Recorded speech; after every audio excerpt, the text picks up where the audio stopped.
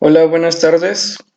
Yo soy el doctor Juan Carlos Velasco Penagos, R5 de Infectología del Hospital Dr. Daniel Méndez Hernández. Continuando con el temario del curso de nosología, nos corresponde ver el tema de enfermedad pélvica inflamatoria. En relación a la agenda, vamos a ver la definición, generalidades, epidemiología, fisiopatología, patogénesis, factores de riesgo, cuadro clínico, diagnóstico, tratamiento y prevención. Para este tema de enfermedad pélvica inflamatoria es muy importante no olvidar los temas que hemos visto anteriormente en relación al tema que expuso el doctor Carlos Vallejo y el doctor Luis Parra, porque la cervicitis y las vulvoginitis, como la uretritis ya sea gonocócica y no gonocócica, son principalmente la puerta de entrada para presentar esta dicha enfermedad. Iniciando con el tema, la Organización Mundial de la Salud define como la enfermedad pélvica inflamatoria a la inflamación de los órganos pélvicos. La CDC comenta que es un síndrome clínico que consiste en un dolor abdominal bajo que se acompaña de flujo, que esto no es siempre necesario, y que se presenta por la infección ascendente de gérmenes procedentes del cervix. Es de ahí la importancia de recordar los temas previos, porque la principal causa de enfermedad pélvica inflamatoria son las infecciones del tracto genital inferior.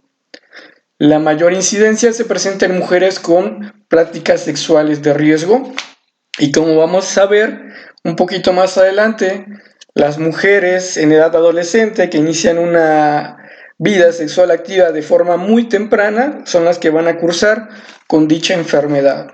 Esta enfermedad va a tener diferentes espectros de gravedad, que puede ser desde una forma leve hasta una forma letal, con un choque séptico abdominal secundaria a la rotura de un absceso tubovárico. En este caso, esta enfermedad tiene diferentes espectros y va desde una endometritis, que esta se considera como la etapa intermedia hacia la progresión de la enfermedad, de afectar estructuras como las trompas, que pueden generar una salpingitis, que pueden llegar a presentar un exudado retrógrado hacia la cavidad peritoneal en liberación hacia la fibra, que pueden producir una peritonitis pélvica, o que juntos hagan una colección y se vuelva un absceso tubovárico. Es importante recordar que dentro de las enfermedades pélvica inflamatoria es la principal causa de discapacidad reproductiva a largo plazo. De hecho, muchos de los pacientes que llegan o se diagnostican con dicha enfermedad son aquellas que pueden cursar de forma sintomática, que donde la pareja se cursa a medicina de la reproducción porque no pueden llevar a cabo la concepción del embarazo. Se dice que esta enfermedad conlleva una infertilidad en un 10 a un 20%. De la misma forma, es la responsable de un 6 al 10% de embarazos ectópicos, y que este puede ser un diagnóstico diferencial. Y la otra, que el 20% de las personas que tienen esta enfermedad cursan con un dolor pélvico crónico. Aquí cabe hacer la aclaración de que, como veremos un poco más adelante, la enfermedad pélvica inflamatoria se puede dividir en aguda o crónica, y que este dolor pélvico crónico es la complicación y no se refiere a una enfermedad pélvica crónica que va más en relación al agente etiológico que puede causarla, como es Mycobacterium tuberculosis. Desde la llegada de la laparoscopía ha permitido grandes avances en el entendimiento de la enfermedad.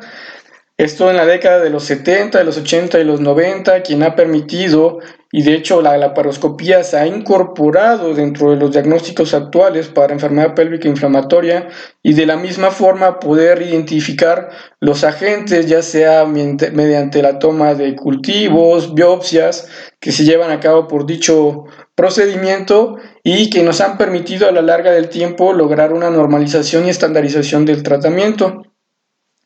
En el 2001 se han registrado 750,000 casos en los Estados Unidos, y esto es importante recordar porque a partir del año 2000 en adelante ha habido una disminución de la tasa y la gravedad de la enfermedad pélvica inflamatoria en América del Norte y en Europa Occidental. Sin embargo, desde 2014 hasta la fecha actual se han ido incrementando la incidencia de los casos.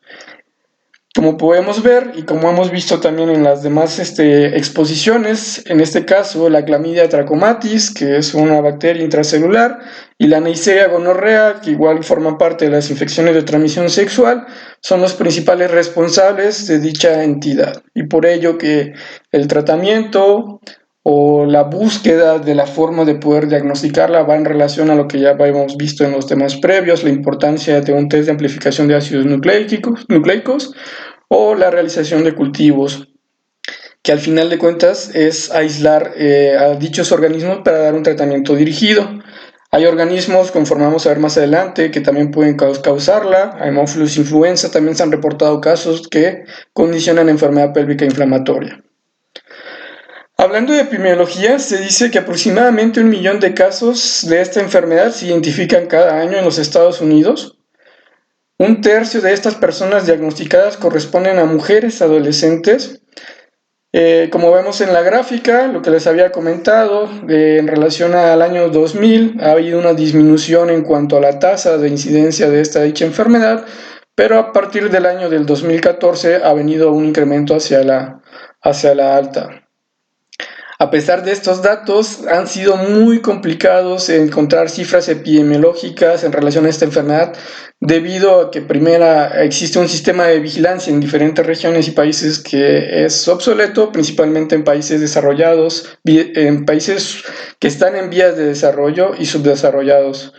La variación natural de la prevalencia de la EPI, los múltiples espectros clínicos que pueda llegar a tener y la dificultad para poder distinguir una cervicitis de una enfermedad pélvica manifiesta. Al final de cuentas, creo que el síntoma más marcado es la presencia de un flujo, de una leucorrea, y que puede ser hablar de una enfermedad del tracto genital inferior y no del superior, y que se pueda confundir.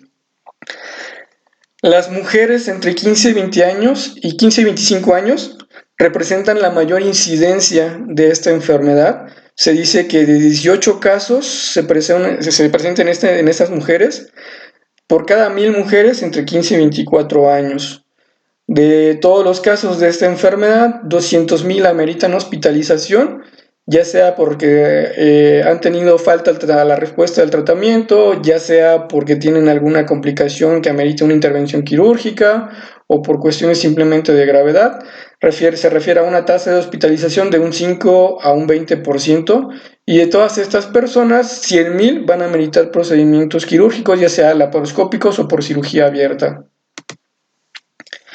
Hablando de fisiopatología, es muy importante entender que la principal causa de transmisión es el ascenso de microorganismos a través del cervix y que llegan al tracto genital superior. Esto puede ser por vía sexual, que es una de las principales, ya sea secundaria una instrumentación del tracto genital, la realización de una histerometría, la toma de una biopsia que se puede utilizar en caso de una sospecha de una hiperplasia endometrial, o que puede ser secundaria a una continuidad por infección de órganos adyacentes, como es el caso de las apendicitis, que pueden llegar a complicarse con enfermedad pélvica inflamatoria. Estos microorganismos llegan al útero, en donde, como habíamos comentado, la endometritis es la principal etapa intermedia que va a permitir el paso a las demás manifestaciones de la enfermedad. Va a afectar las trompas de falopio y va a desencadenar una reacción inflamatoria. Va a conllevar una vasodilatación a este nivel que va a producir la transsudación de plasma, así como la destrucción de endosalpinx, que van a generar la formación de un exudado purulento, y que esta puede ser por eliminación hacia el cervix o que puede ser un flujo retrógrado que puede ir hacia la luz tubárica, llegar a la fimbria y producir la salida de exudado hacia la cavidad pélvica, generando o ocasionando una peritonitis pélvica o realizar una colección que puede generar un absceso tubovárico. En este caso es muy importante entender que hay diferentes mecanismos inmunológicos que pueden generar el daño. Hablando específicamente de la clamidia trachomatis, que induce un daño hacia las trompas o hacia una disfunción tubovárica, secundaria a una estimulación innata del receptor Toll-like, y la formación de anticuerpos anticlamidia trachomatis, la participación de la respuesta de las células TCD4, la respuesta inmune de TH1 y la respuesta inmune de TH17, que se asocian a una destrucción específicamente de la trompa secundaria Chlamydia trachomatis. La patogénesis, pues como habíamos comentado, se debe a una infección ascendente hacia el cuello uterino y que son de secundaria a infecciones que se adquieren por vía sexual. Siempre, como habían comentado, en aquellos pacientes que tienen infecciones de transmisión sexual, normalmente hay que buscar aquellas que no vienen solas como tal, sino que también puede ser que vengan acompañadas de otras como presencia de sífilis, como presencia de VIH, gonorrea, Chlamydia trachomatis. Se establece que el 15% de las infecciones condicionadas por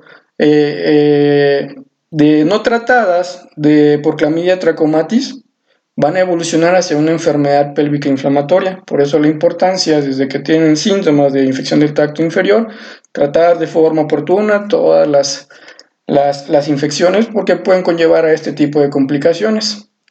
Las relaciones sexuales y la menstruación retrógrada pueden ser particularmente importantes en el movimiento de organismos de la parte inferior al tracto genital superior. Entonces, en aquellos pacientes que cursan con dismenorrea, que puede ser un síntoma, en aquellos pacientes que tienen relaciones sexuales durante la menstruación, pues van a tener una mayor predisposición para presentar este tipo de infecciones. Normalmente se puede producir una disbiosis polimicrobiana, es decir, que va a haber una proliferación de bacterias patógenas que se puedan mantener como flora normal en la parte del epitelio de la vagina, y que puede haber condicionar una reducción normalmente de los lactobacilos vaginales que se consideran normales y que generan una repercusión sobre el pH vaginal para evitar la proliferación de las demás bacterias. Esta disbiosis polimicrobiana puede generar que haya un crecimiento excesivo de un microbioma que va a ser mucho más complejo, es decir, de bacterias anaerobias que pueden volverse patógenas y condicionar una infección ascendente que condicione la enfermedad pélvica inflamatoria. Esta enfermedad pélvica inflamatoria puede generar por el propio proceso inflamatorio una disfunción ciliar, que puede ser una de las causas de los embarazos ectópicos, que no hay un movimiento adecuado del óvulo hacia la cavidad uterina, que puede generar adhesiones y que pueden condicionar una disfunción tubovárica que condiciona infertilidad. Ya puede generar la obstrucción parcial o total de las trompas de falopio y que condiciona pues lo que ya comentamos. Dentro de los mecanismos de transmisión, como les había comentado, la forma sexual y de forma ascendente es la parte más habitual. Microorganismos que se adquieren de esa forma: Chlamydia trachomatis, Mycoplasma ureolyticum, gonococo, el Mycoplasma genitalium, perdón, pueden ser la causa de estos mecanismos de transmisión y son los principales agentes que condicionan eso. Sin embargo, también se ha distribuido o se ha documentado que hay un mecanismo de transmisión por continuidad, procesos ya sea una apendicitis, una diverticulitis, que puedan tener una complicación hacia cavidad y originar la enfermedad pélvica inflamatoria por vía hematógena, que normalmente produce la enfermedad pélvica inflamatoria crónica y que se debe a Mycobacterium tuberculosis. Transuterina, que puede ser secundario a una inoculación por instrumentación o por la colocación de métodos anticonceptivos como es el dispositivo intrauterino, la presencia de menstruación y pues obviamente pues de esta forma también entraría dentro de lo sexual la presencia de eyaculación de espermatozoides. Como les había comentado, dentro del espectro de la enfermedad pélvica inflamatoria, se puede clasificar de tres formas. Una forma aguda, que es aquella que se considera o que se presenta en menos de 30 días y que normalmente corresponde el 85% de esta entidad va a ser secundaria a transmisión cervical por patógenos asociados a la microbiota de la vagina, y solo un 15% va a ser debido a una colonización del tracto inferior por organismos respiratorios o entéricos. Como les había comentado, a pesar de que las bacterias que son propias de que se obtienen por infección de transmisión sexual son las más comunes, también puede haber colonización por bacterias entéricas como E. coli o Haemophilus influenza, que es una bacteria principalmente respiratoria. Hay una entidad que puede cursar sin síntomas, que es la enfermedad pélvica inflamatoria subclínica, y aquella que es crónica, que se va a presentar a más de 30 días, que es una infección crónica debida ya sea a Mycobacterium tuberculosis o a especies de actinomyces. Es importante recordar que el dolor pélvico crónico no es lo mismo que una enfermedad pélvica crónica que va en relación al agente etiológico. Dentro de este artículo, que es un artículo de revisión del New England, la importancia de poder clasificar a la enfermedad de acuerdo ya sea aguda a que sea crónica, pues nos va a permitir determinar el tipo de agente que puede ser quien esté condicionando la infección. En los casos de la enfermedad pélvica aguda, patógenos que normalmente son cervicales, puede ser Neisseria gonorrea, Chlamydia trachomatis y Mycoplasma genitalium. Dentro de los patógenos que pueden condicionar vaginosis bacteriana, Streptococcus, bacteroides especies de Atopobium, Leptotrichia, Mycoplasma hominis, Ureaplasma urealítico y especies de Clostridio. Dentro de patógenos respiratorios, que no son los más comunes, como vimos que era el 15%, Haemophilus influenza, Streptococcus pneumoniae o Streptococcus del grupo A y hasta Staphylococcus aureus también se han llegado a documentar casos. Patógenos entéricos como E. coli, Bacteroides fragilis, grupo B, Streptococcus del grupo B y especies de Campylobacter pueden ser las responsables de esta enfermedad, menos de 30 días. Dentro del espectro normalmente de enfermedad inflamatoria pélvica subclínica, es decir, que sea sintomática, Chlamydia trachomatis y Neisseria gonorrea. Y dentro del espectro de enfermedad pélvica crónica, Mycobacterium tuberculosis y especies de actinomyces, como habíamos visto en el diagrama previo. Entonces, esto es importante porque nos va a dar la pauta. Como les he dicho, el tratamiento debe ser individualizado al aislamiento del agente etiológico que esté condicionando la enfermedad. Dentro de los factores de riesgo, normalmente aquellas mujeres que tengan edad temprana, menos de 25 años, como vimos que de 15 a 24 años es el grupo de mayor incidencia, pues es la población más que se llega a presentar. Aquellas mujeres que cursan con ectropión, que tengan un sistema inmune inmaduro, que tengan múltiples parejas sexuales, aquellas que tengan un uso ineficaz del preservativo, que hayan tenido un episodio previo ya de enfermedad pélvica inflamatoria, las predispone a presentar un nuevo episodio, que cursen con infecciones bacterianas, una vaginosis bacteriana, aquellas que tengan duchas vaginales que predisponen a una infección vaginal, aquellas que tienen un coito durante la menstruación y que tienen métodos anticonceptivos como un dispositivo intrauterino, que vayan a ser sometidos a un procedimiento de instrumentación que pueda estar contaminado, que no tenga las mejores condiciones, o que vayan a ser sometidos a una cirugía cervical, por ejemplo en aquellas pacientes con cáncer cervicouterino a las que les hacen una colonización.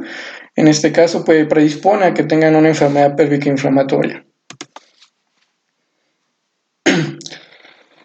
En este artículo, es un artículo transversal descriptivo en donde se trata de buscar los principales factores de riesgo, determinar el tipo de población.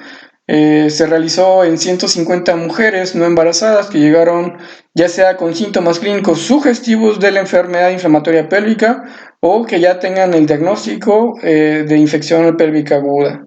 En este caso, de las mujeres que se encontraron, el número fue en la población de 26 a 30 años, sigue siendo en correlación a la literatura mundial, solo 29 fueron de la edad de 20 a 25 años. Y dentro de los métodos anticonceptivos se dieron cuenta que la mayor incidencia se presentó en los propios que utilizaban los métodos de barrera junto con el dispositivo intrauterino. Son aquellas, era la descripción demográfica de la población en estudio. También se intentó correlacionar con el nivel el grado de estudios y el nivel de la clase socioeconómica que presenten. Las mujeres que se incluyeron en este estudio estaban en relación a una clase socioeconómica baja y también en relación a un bajo grado de estudios. Entonces también estas se pueden considerar como factores de riesgo para presentar dicha enfermedad. En este otro estudio es importante determinar, igual fue un estudio en donde se buscó los factores de riesgo y en este caso se determinó el odds ratio de cada una de las infecciones, observando que en aquellos pacientes que tenían una infección por clamidia genital, conllevaba un riesgo mayor de 10 veces para poder presentar la enfermedad pélvica inflamatoria. En aquellos pacientes, también en este caso, que tienen tabaquismo, que sean fumadores, se incrementó 2 veces el riesgo de presentarla. Quienes tuvieron una infección por gonorrea tienen hasta 3 veces el riesgo de presentarla. En aquellos que tienen más de 2 o 4 parejas sexuales, un riesgo de 1.6. Y en aquellos que presentaron inicio de vida sexual antes de los 18 años, un riesgo de 2.8, señalando que el único factor que es protector para presentar dicha enfermedad fueron aquellas personas que únicamente tienen una pareja sexual en su vida. Iniciando con el cuadro clínico, el inicio abrupto del dolor abdominal inferior es un inicio abrupto del dolor inferior intenso durante o poco después de la menstruación. Normalmente ese es el síntoma clásico utilizado para identificar la enfermedad pélvica aguda. Como les había comentado, el cuadro clínico puede ir desde una forma leve hasta presentar datos de respuesta inflamatoria sistémica o cursar de forma sintomática. El principal síntoma, y que de hecho forma parte de uno de los criterios para hacer el diagnóstico, es la presencia de una alteración ya sea en la sensibilidad de estructuras pélvicas. El dolor abdominal bajo normalmente es bilateral, a diferencia de otras enfermedades que pueden ser unilaterales y que pueden ser un diagnóstico diferencial, y que esto se determina a través de la exploración. Este se presenta en un 95% de los casos. Puede haber manifestaciones de sangrado irregular, ya sea intermenstrual o durante la menstruación, cursar con estas alteraciones en un 20%. Puede cursar con disfuria, también la uretritis como causa de enfermedad pélvica inflamatoria en un 20%. El 50% va a cursar con leucorrea y presencia de dispareunia. Y 20% puede generar ya náuseas y vómito, que puede ser síntomas de afectación sistémica y que puede señalar una mayor gravedad. El 50% va a concursar con fiebre y presencia de escalofríos. Sin embargo, es muy importante entender que las manifestaciones leves y atípicas son más comunes debido a que una de las principales causas de la enfermedad pélvica inflamatoria, que tenía todo un cuadro muy florido, es la Neisseria gonorrea. Y en este caso, pues ya las manifestaciones atípicas pudieran prevalecer, que prácticamente curse con un síntoma que pusiera pasar desapercibido por los médicos. Durante la exploración es muy importante señalar, y que de hecho es uno de los criterios diagnósticos, buscar a través de métodos de exploración la sensibilidad al movimiento cervical, es decir, a través de una exploración genital se moviliza o se lateraliza el cervix, y esto ocasiona un dolor muy intenso en los pacientes que cursan con enfermedad pélvica inflamatoria. Puede haber a la palpación abdominal el signo de rebote o de Blomberg, una sensibilidad anexal, y la sensibilidad a la compresión uterina, que se refiere al signo de Blomberg, perdón. En este caso, son los síntomas que tienen mucho mayor sensibilidad. Sin embargo, esto condiciona que tengan una baja especificidad.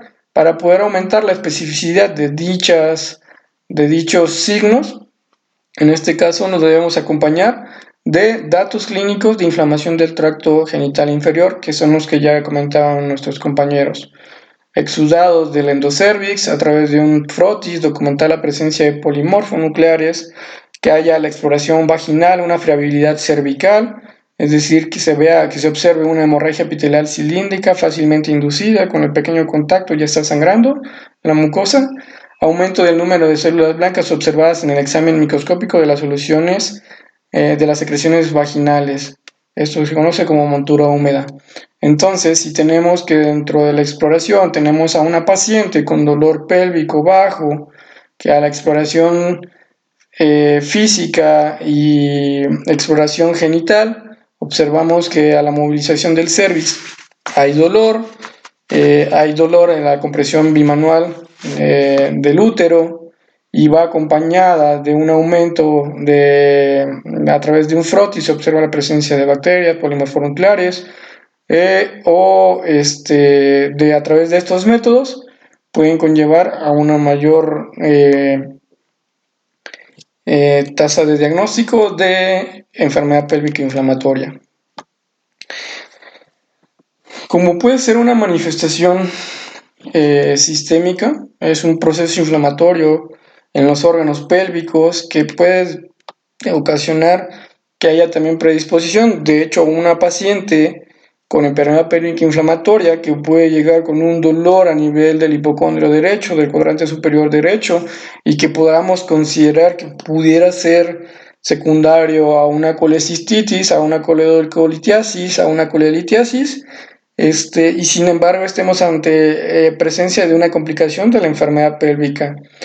Se dice que de estos pacientes del 5 al 10% presentan este tipo de síntoma y se debe o es secundaria a que se presentan a través de adherencias inflamatorias que van desde la cápsula de Gleason al peritoneo parietal y se observan como adherencias en cuerdas de violín. Esta es una imagen que se observa por la paroscopía y que se conoce como el síndrome de Fitzhugh-Curtis.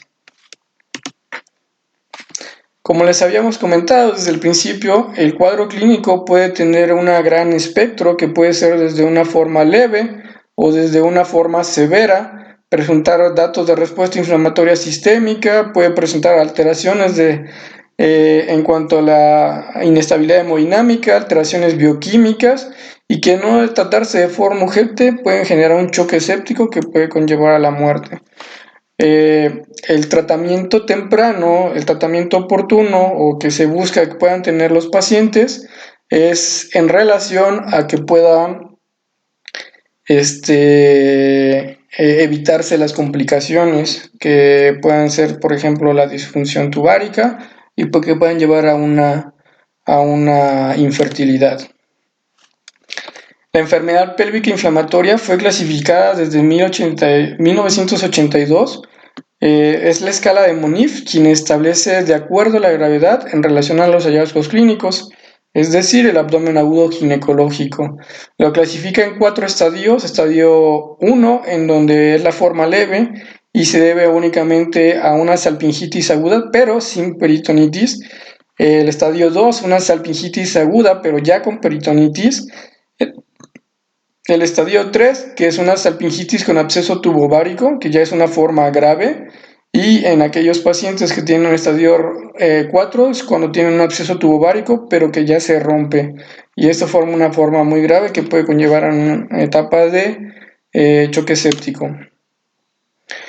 Esto me pareció importante, viene nombrado en la guía de práctica clínica, en la GPC IMSS 00, en la IMSS 072-08, que es la guía de práctica clínica de diagnóstico y tratamiento de la enfermedad pélvica inflamatoria en mujeres mayores de 14 años con vida sexual activa. Y en este caso nos habla de caso sospechoso y caso confirmado. Caso sospechoso se dice que es aquella mujer que presente dolor bajo de pelvis con o sin síntomas acompañantes, como son flujo vaginal, dispareunia, metrorragia, disuria, dolor durante la menstruación, fiebre y ocasionalmente náuseas y vómito. Y hablamos de caso confirmado, que a todo esto previo que habíamos comentado, pero que ya tenemos la forma de corroborar a través ya sea de cultivo, de técnicas de gabinete o pruebas de PCR para los siguientes agentes: Neisseria gonorrea, Chlamydia trachomatis, Mycoplasma hominis, Ureaplasma urealyticum, bacterias gram negativas y algunos estreptococos como bacterias anaerobias. Ya sea que tengamos el agente etiológico más cualquiera de los síntomas previos, se dice que estamos hablando de un caso confirmado de enfermedad pélvica inflamatoria. Sin embargo, dentro de los criterios que se han ido estableciendo para la enfermedad, esto ya desde 1969, este autor Jacobson, de hecho los criterios llevan su nombre, y son criterios que implementó la CDC inicialmente, después hubieron varias modificaciones, en donde los dividían como criterios mayores y criterios menores. entendiendo como criterios mayores aquellos que en donde se refería el dolor abdominal bajo, dolor a la movilización del cérvix o dolor uterino o anexial. Estos son los criterios mayores y para hacer el diagnóstico tendría que haber todos esos criterios mayores más cualquier menor, ya sea de estos dentro de la temperatura mayor de 38.3, descarga mucopurulenta normal cervical o vaginal, presencia de un número mayor de sedimento eritrocitario en microscopía salina de flujo, elevación del rango del sedimento eritrocitario, normalmente mayor de 15, elevación de la proteína C reactiva o un resultado de laboratorio para infección cervical para Neisseria gonorrea o Chlamydia trachomatis. Estos criterios fueron modificados en el 2002 por la CDC, tratando de mejorar la sensibilidad, sin embargo, siempre han cursado con muy baja especificidad. En este caso, estos criterios tenían un valor predictivo positivo que iba desde 65 hasta el 90%. Dentro de la historia, también en 1982 se crearon los criterios de Hager. También hablaba de criterios mayores y criterios menores. En este caso, hablamos de criterios mayores: la histeria o la presencia de dolor abdominal bajo, dolor a la movilización cervical, dolor anexial en la exploración abdominal, que prácticamente eran casi los mismos que los criterios de Jacobson. Y los criterios menores: temperatura mayor de 38, leucocitos menor de 1500, BCG elevada a 4 veces del valor normal, Gram con un exudado intracervical sugestivo de gonococo o cultivo positivo para observación directa por inmunofluorescencia directa de clamidia. Se agregan a estos criterios hallazgos obtenidos por la laparoscopía y con la finalidad de mejorar la sensibilidad y especificidad de los criterios. Actualmente, estos criterios que se encuentran vigentes, ya aquí nos habla de criterios mínimos, criterios adicionales y criterios específicos. Son los establecidos por la CDC y su año de publicación es en el año 2015. En este caso, el criterio mínimo pues es la misma: la clínica, la sensibilidad a la movilización cervical, a la sensibilidad uterina o la sensibilidad anexial, que pueden generar como un único criterio, y esto puede tener cualquiera de los adicionales, que en este caso la temperatura mayor de 38, descarga mucopurulenta cervical anormal o friabilidad cervical, abundante número de leucocitos a través de la microscopía salina o del fluido vaginal, elevación de la velocidad de sedimentación globular, la proteína C elevada, y dentro de los criterios ya más específicos, la documentación de la infección cervical, ya sea por Neisseria gonorrea o Chlamydia trachomatis, una biopsia endometrial con evidencia de histopatológica de endometritis, encontrar datos de inflamación a través de la laparoscopía, o la utilización de un ultrasonido transvaginal o resonancia magnética en búsqueda de inflamación o fluido. Normalmente esto tiene mucho mayor sensibilidad en nivel de las trompas, y el Doppler, el ultrasonido Doppler, que nos pueda también orientar hacia un mayor flujo de sangre hacia las estructuras que se encuentran inflamadas, se ve una hiperemia a nivel de las trompas. El diagnóstico por laparoscopía, en este caso desde 1982, como les había comentado, esto actualmente es considerado como el gold estándar para el diagnóstico de la enfermedad pélvica inflamatoria. Nos permite ver la visualización de la inflamación tubárica uterina, la presencia de exudados, adherencias o presencia de un absceso. Y también, aparte de ser un método diagnóstico, puede ser un método terapéutico. Sin embargo, tiene la desventaja de que es operador dependiente, es decir, que tiene alta variabilidad interobservatoria, va a depender del médico quien lo realice, y que tiene la desventaja también de no detectar endometritis ni inflamación tubárica temprana. Entonces nos permite un retraso normalmente en el tratamiento y que pueda llevar un curso normal la enfermedad hacia este tipo de complicaciones, pero sin embargo sigue siendo el gold estándar. Dentro de la clasificación, de acuerdo a los hallazgos laparoscópicos, esta se clasifica en leve, moderada y severa, siendo leve, en donde únicamente se observa la presencia de edema, un eritema leve. Las trompas en este caso se mueven libremente y no se observa la presencia de exudados purulentos. La moderada, cuando ya hay un eritema, un edema ya mucho mayor, ya se puede observar material purulento y ya hay una limitación del movimiento libre de las trompas, y una forma severa cuando ya es la presencia del Pios albins o presencia de un absceso, que estos son los hallazgos laparoscópicos y que ya se incluyen en los nuevos criterios de clasificación. En este estudio, es un estudio igual de casos y controles, es un metaanálisis en el cual se revisó la literatura desde el año de 1962 hasta el año del 2010, en los cuales se revisaron diferentes artículos, dentro de ellos aquellos que obtuvieron los criterios de clasificación, como los de Jacobson, en donde se corroboró la sensibilidad que tenían los diagnósticos clínicos, aquellos pacientes que se diagnosticaban de forma clínica con enfermedad pélvica inflamatoria, y en aquellos pacientes a los que posteriormente se les realizó la paroscopía y se confirmó que en realidad sí tenían una enfermedad pélvica inflamatoria. En la corte de Jacobson se incluyeron 814 pacientes que fueron diagnosticados de forma clínica, y únicamente 532 sí tenían datos laparoscópicos de enfermedad pélvica inflamatoria. Este metaanálisis incluye un número total de pacientes de 1.784, y solo de ellos 3.332 resultaron con datos laparoscópicos de dicha enfermedad, obteniendo un valor predictivo positivo de la enfermedad del 69.6%. Agregando la laparoscopía como criterios diagnósticos se puede mejorar la sensibilidad, pero de no incluirla va a tener siempre una muy baja especificidad. Dentro de los auxiliares diagnósticos, también aparte de la paroscopía, que en este caso se considera que tiene una sensibilidad de 81%, siendo la más alta, por ello que se considera el gold estándar, y una especificidad prácticamente del 100%. La resonancia y el ultrasonido vaginal, ambas con una sensibilidad del 30%, muy baja, pero con una especificidad del 67%.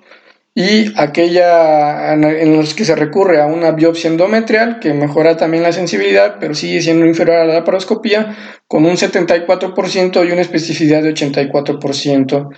La resonancia y el ultrasonido vaginal tienen buen rendimiento en afectación tubárica y en aquellos pacientes que presentan líquido libre o presencia de una colección. Fuera de esto, su utilidad es muy baja, aparte de que la resonancia es un método algo caro y que al final de cuentas se puede considerar de un recurso de poco acceso en algunos lugares en donde no cuentan con dicho servicio.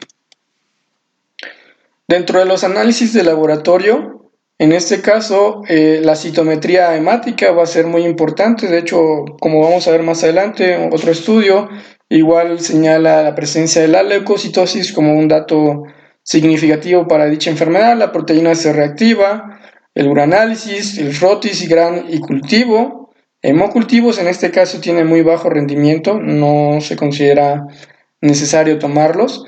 Es importante realizarles a todos los pacientes que lleguen con sospecha de una prueba de embarazo, ya que puede tratarse de un embarazo ectópico y no de una enfermedad pélvica inflamatoria. Como les había comentado, siempre va acompañada de otras enfermedades de infección por transmisión sexual. Se debe buscar cirugía aloética, VIH, hepatitis B y hepatitis C, así como un exudado en fresco y tinción para búsqueda de tricomonas en este caso. Es algo importante que tiene manifestaciones sistémicas y que pueden generar un proceso inflamatorio que puede condicionar alteraciones en la inmunidad. También se puede considerar la toma de interleucina 6, interleucina 8, interleucina 1B y factor de necrosis tumoral alfa, que se ha demostrado que en estos pacientes que cursan con enfermedad pélvica inflamatoria se mantienen elevados. Y como les había dicho, buscar todas las pruebas que mis compañeros ya habían comentado previamente para poder identificar el agente causal mediante los métodos establecidos para su identificación y un tratamiento dirigido para poder tratarlo. En este caso nos debemos de tener acceso a un test de ampliación de ácidos nucleicos para poder determinar el agente etiológico. Este es un estudio de casos y controles. En este caso se buscó o se midió en aquellos pacientes los niveles de interleucina 1B, interleucina 6, interleucina 8 y el factor de necrosis tumoral alfa como marcadores inflamatorios de dicha enfermedad. Se incluyeron el grupo de control de sanos, fueron 50 pacientes, y el grupo de pacientes diagnosticados con enfermedad pélvica inflamatoria fueron 41, de los cuales se les realizó dos mediciones, una pretratamiento y otra post-tratamiento, y en donde encontramos que todas, a excepción, en aquellos pacientes que tuvieron, bueno, se dividió en dos grupos, en aquellos que tenían una cultivo por descarga vaginal negativa y aquellos que la tenían positiva. En las que la tuvieron negativa, los leucocitos, neutrófilos y PCR fueron no estadísticamente significativas, pero las interleucinas 1B, 6, 8 y factor de necrosis tumoral sí fueron estadísticamente significativas. Y en aquellos pacientes que tuvieron, perdón, y en aquellos pacientes que tuvieron un cultivo por descarga vaginal positiva en el cual se aísla el agente, en este caso todos fueron estadísticamente significativos. Dentro de las citocinas que se lograron a medir en dicho estudio, interleucina 1B sí tuvo bastante rendimiento, interleucina 1.6 también, pero interleucina 8 y factor de necrosis tumoral comparados con el grupo control no tuvieron una diferencia significativa que se puede observar aquí en la gráfica de barras. En este caso fue un valor de P de 0.91, lo que hace que la interleucina 8 no sea un buen rendimiento, al contrario de la interleucina 6, que es lo que concluye en este estudio, que se puede utilizar como criterio diagnóstico para determinar la enfermedad pélvica inflamatoria. Dentro del diagnóstico diferencial puede involucrar patologías tanto genitourológicas, hematológicas, reumatológicas, ginecológicas, gastrointestinales y hasta otros que pueden incluir algunas intoxicaciones. Puede ir desde una porfiria intermitente aguda, una torsión del anexo, una apendicitis, constipación, diverticulitis, embarazo ectópico, trauma genital, gastroenteritis, síndrome de Henoch-Schlein, síndrome urémico hemolítico, enfermedad inflamatoria intestinal, uretritis, ureterocele, adhesiones pélvicas.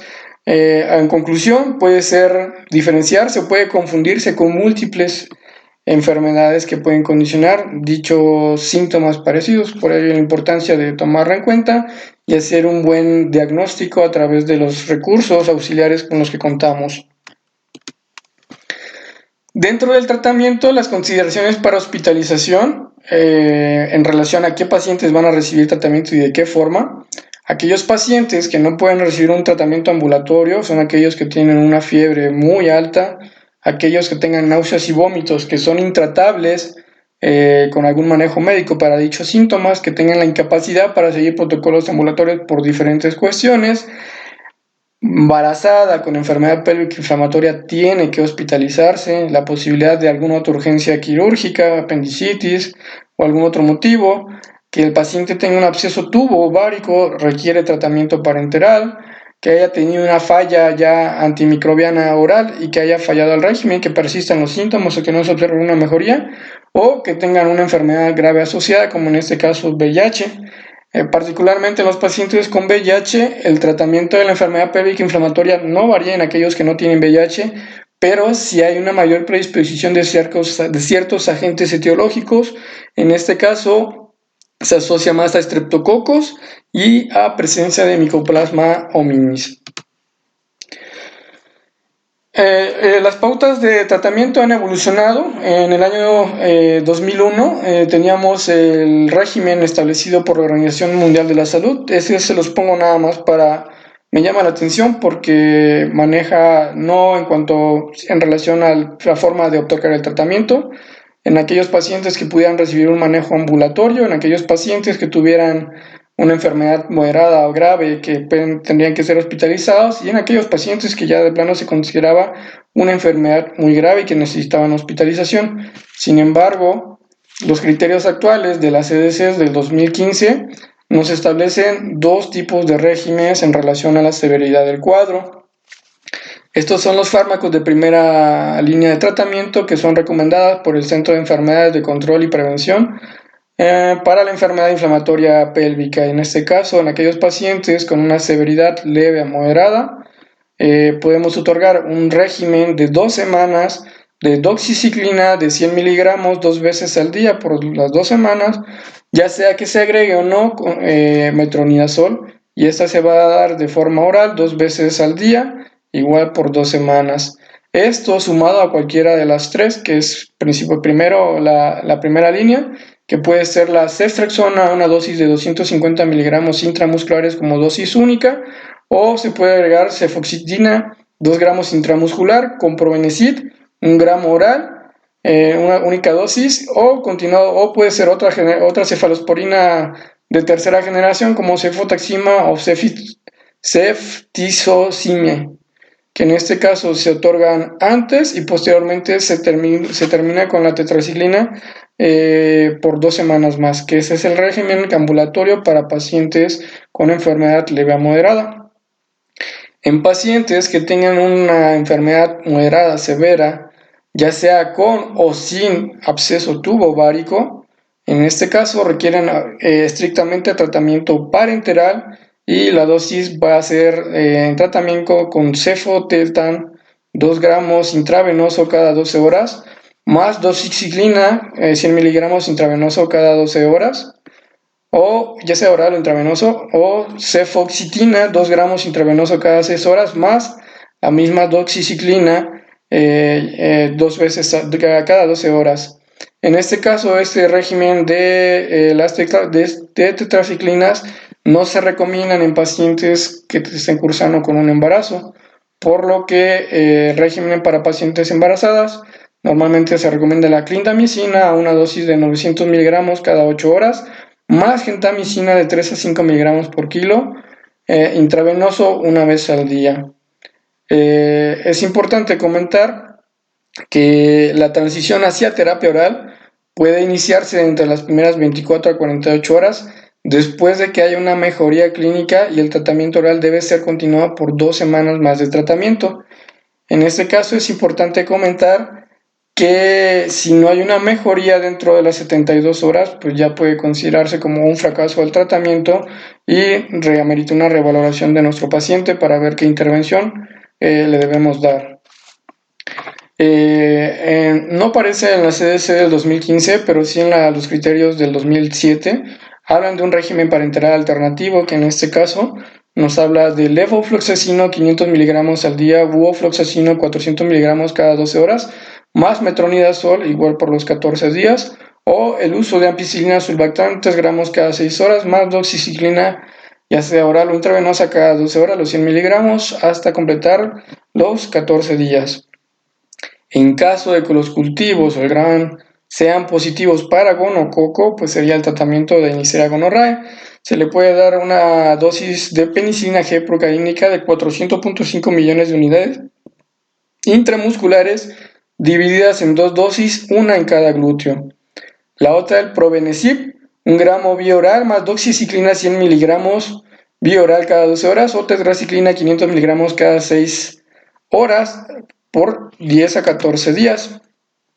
Y en caso de no haber una respuesta a una mejoría clínica, para el gonococo se puede dar una dosis única de streptomicina 2 gramos intramuscular, seguido del régimen por doxiciclina o tetraciclina por 14 días. Esto es en relación al tratamiento. El seguimiento de los pacientes, de acuerdo a la CDC, debe existir una mejoría dentro de las primeras 72 horas. A mejoría entendemos por una disminución de la fiebre, una disminución de la respuesta de Bloomberg, es decir, de la sensibilidad o la prueba de rebote del abdomen agudo, o una disminución del dolor uterino, del anexo y de la movilización cervical. Si no hay una mejoría, debe replantearse hospitalizar al paciente si es que recibió un régimen oral que pudo haber sido llevado en casa. Reevaluación diagnóstica, considera otras posibilidades y, en dado caso, considerar cirugía. Dentro de las complicaciones, que es el absceso tubo ovárico, las indicaciones es completar tratamiento con régimen parenteral por se considera una forma grave, siempre y cuando el absceso tenga una dimensión menos de 8 centímetros, y debe llevarse un seguimiento a través del ultrasonido de forma periódica. En caso que el absceso tubovárico mida más de 8 centímetros y no se observe una mejoría en 72 horas, debe considerarse el drenaje por laparoscopía, cirugía o culdocentesis, es decir, si se encuentra en el saco de Douglas. La culdocentesis es un procedimiento en el cual en el fondo del útero se logra realizar una punción y se realiza una aspiración porque por ahí se encuentra el líquido libre. Y en caso de rotura se debe considerar una cirugía urgente y se debe quitar el anexo del lado afectado. Para la prevención deben recibir tratamiento también las parejas sexuales que estuvieron en los 2 meses previos a la aparición de los síntomas de enfermedad pélvica inflamatoria, excepto aquellos que sean secundaria a la enfermedad pélvica inflamatoria a la instrumentación, que haya sido secundaria a un procedimiento. Si en este caso si tiene cuenta con parejas y ese fue el mecanismo de transmisión, al varón se le debe observar se le puede dar una dosis de acitromicina de 2 gramos, dosis única, como había comentado Parra en sus diapositivas, el esquema entre 2 gramos de acitromicina como dosis única o un esquema con dosis inicial de 500, seguida por los otros 4 días por 250, o una dosis única de ceftriaxona intramuscular 250 miligramos más 100 miligramos vía oral cada 12 horas por 7 días. Debe recibir tratamiento la pareja. Debe evitarse el coito sin método de barrera hasta que la paciente y sus contactos completen el tratamiento. Y es importante establecer para prevención, primera, evitar la exposición o la adquisición de infecciones después de dicha exposición para no conllevar a mayor contagio o a otras personas. La prevención secundaria, en este caso, va encaminada a una detección, al tratamiento del paciente y al compañero sexual para evitar la progresión de las complicaciones, y la prevención terciaria, pues obviamente va dirigido a ello, a prevenir las secuelas, la disfunción tubárica o la obstrucción que pueden conllevar a una mayor infertilidad. Eso es todo. Gracias.